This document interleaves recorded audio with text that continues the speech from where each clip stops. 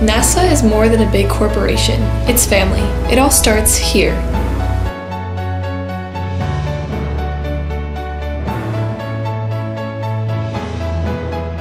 So what does NASA mean to you, Mom? When I think of NASA, I think of space exploration. And when I think of space exploration, I think of my Uncle John. He was in the Air Force during World War II, and when the war ended, he went to school at Stevens Institute of Technology in Hoboken, and he became an engineer. And after he got his engineering degree, he went to Ohio, and he got a job at Wright-Patterson Air Force Base as a civilian engineer. And in today's world, I think he would be considered an aerospace engineer. Wright-Patterson Air Force Base was built in 1917 and 100 years later is still used today. He was there between 1957 and 1963, but my great-uncle lived in the area as long as I knew him. So what did Uncle John do for NASA? Well, while working at Wright-Patterson Air Force Base with, of course, the Air Force, Uncle John worked on several projects that we know about. One would be the Dinosaur Project, and the other would be the Mole Project.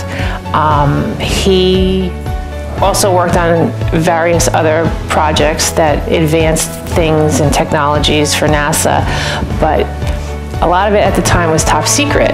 And Uncle John took his job so seriously. A lot of what he did was off limits. We weren't allowed to ask questions. And he took that really, to heart. So a lot of what he did, he took to the grave with him because he was not going to risk national security to, give us a good story. This is Dinosaur, a dynamic soaring vehicle. Under this tarpaulin is a full-scale mock-up of the Dinosaur glider currently being developed by the United States Air Force. And this is a model of the glider our Air Force test pilots will be flying. Compared to modern aircraft, it isn't especially large. Not for a vehicle that's going as far and as fast as this one. In 1958, the Air Force, after consideration of several design and feasibility studies, established the Dinosaur System Program Office at Wright-Patterson Air Force Base, Ohio. A year later, the Boeing Company was selected as system contractor.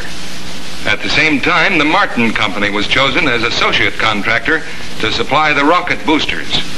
In addition, numerous other contractors throughout the country have supporting roles in this historic project. My great-uncle worked on high-altitude decompression, but mostly on high-altitude ejection seats at supersonic speeds. Projects done with NASA are more than meets the eye. The Dinosaur Project was never fully completed, but it was resurrected by a company called Sierra Nevada. They already dropped the test vehicle, Dream Chaser, which has the ability to take supplies to the ISS, or the International Space Station. Unfortunately, the photographs of him standing with a man in a Gemini spacesuit by a high-altitude chamber that alluded to the Mole Project are lost to history, but they will always be a part of my family and NASA. NASA investigates and creates for our future. This is why NASA is a part of my home.